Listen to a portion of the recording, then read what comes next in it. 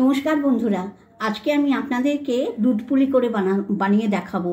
বন্ধুরা, আপনারা তো বুঝতেই পারছেন একদম পৌষ পার্বণ চলে এসেছে, সংক্রান্তি।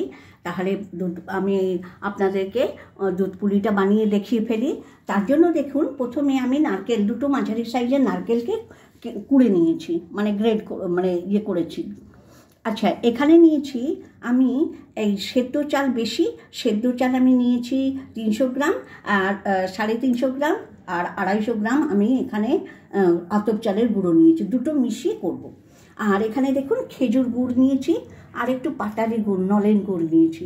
আর এখানে দেখুন আমি 3 কিলো দুধকে অনেকটা ঘন করে রেখেছি।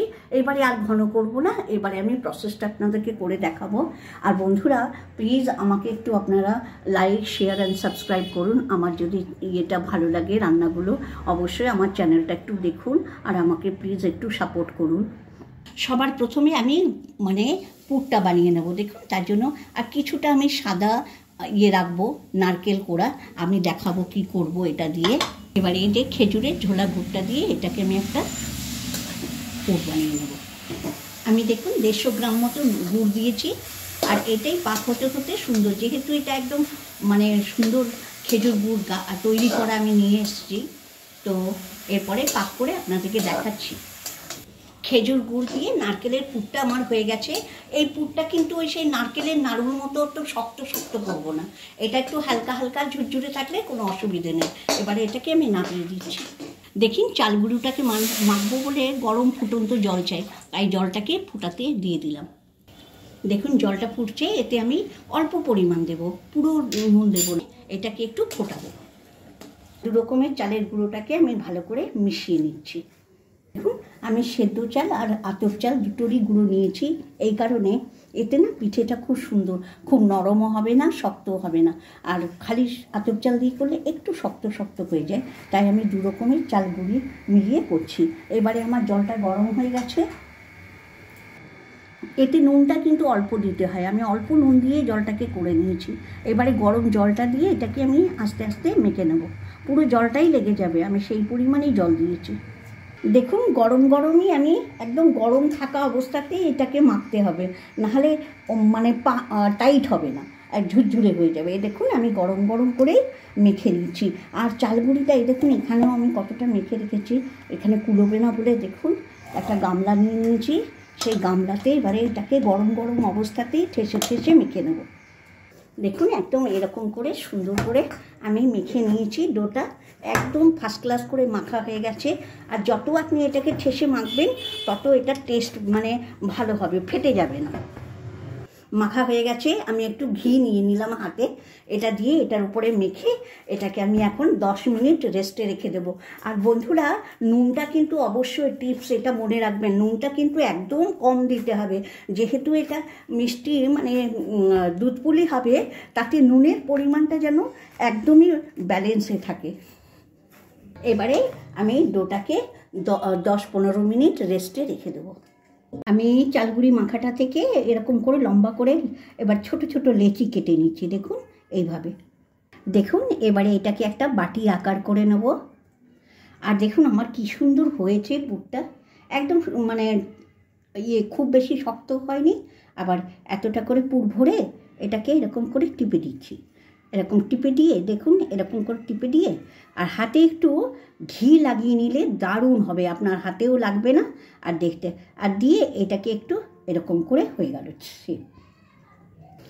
দেখুন, আরেকটা আমি সাদা, যেহেতু গুড় মিষ্টি সবই পড়বে, অনেকে একটু কম খাবে বা যাদের সুগার আছে তাদের জন্য এই ভেতরে পুরটা সাদা দিচ্ছি। দেখুন, তার জন্য শেপটা কী করে বুঝবো, এটা শেপটা একটু অন্যরকম দিয়ে দিলাম। এই দেখুন, এইভাবে কামরাঙার মতো শেপটা করে দিচ্ছি। এই শেপটা দিয়েছি, তাহলে চিনতে পারবো যে এগুলোতে সাদা পুর ভরা আছে নারকেলটা। আর বন্ধুরা, এটাকে অনেকে নাকপিঠাও বলা হয়, নাকপিঠাও বলে। আরেকটা দেখাচ্ছি, এরপরে আপনাদেরকে আমি নিজেই গড়ে নেব। এই দেখুন, এইভাবে মুখটাকে করলাম, তো তারপরে এই হাতের তালুটা দিয়ে এই দুপাশটাকে এরকম করে করতে হবে। দেখুন, তাহলেই খুব সুন্দর একটা শেপ হয়ে যাবে আপনার। দিয়ে এগুলোকে গড়ে আমি একটা ভিজে কাপড় দিয়ে এটাকে ঢেকে রাখবো। আর এইভাবে আমি প্রত্যেকটা গড়ে নিচ্ছি। পিঠেগুলো গড়া হয়ে গেছে, এগুলোকে আমি একটা মানে ভেজা ন্যাকড়া দিয়ে ঢেকে রাখতে হবে, নাহলে ফেটে ফেটে যাবে। এবার দেখুন আমার দুধটা গরম হয়ে গেছে, দুধটা ফুটে উঠে দেখুন দুধের মধ্যে প্রথমে 3টে তেজপাতা দিয়ে দিলাম, আর আমি এই যে ইয়েগুলো করে রেখেছিলাম এগুলোকে একে একে ছেড়ে দিচ্ছি।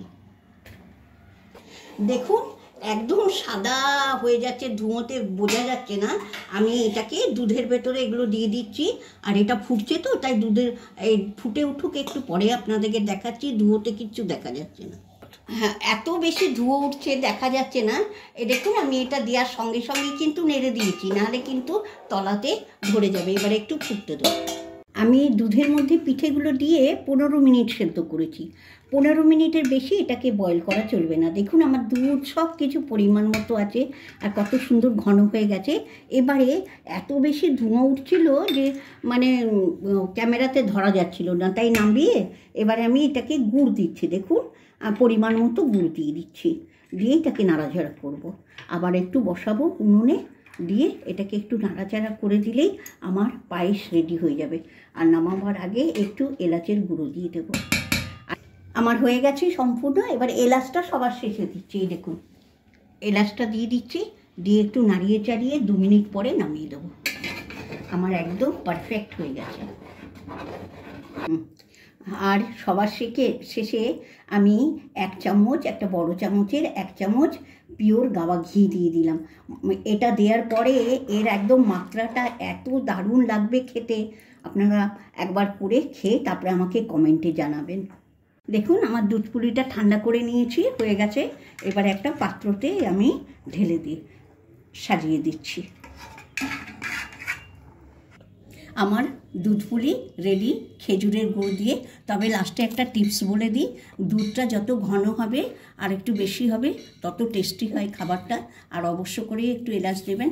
আর ভালো লাগলে অবশ্যই বন্ধুরা আমাকে একটু লাইক, শেয়ার অ্যান্ড সাবস্ক্রাইব করবেন প্লিজ। আপনাদের সাপোর্ট আমার প্রচণ্ড দরকার। আপনারা কেন আমাকে একদমই মানে পছন্দ করছেন না আমি বুঝতে পারছি না। আমি অনেক চেষ্টা করছি। যা আপনাদেরকে সকলে খুব আনন্দে থাকুন, সুখে থাকুন, খুশিতে থাকুন, আর সকলের সুস্থতা মঙ্গল কামনা করে আজকের মতো ভিডিওটা এখানেই শেষ করছি।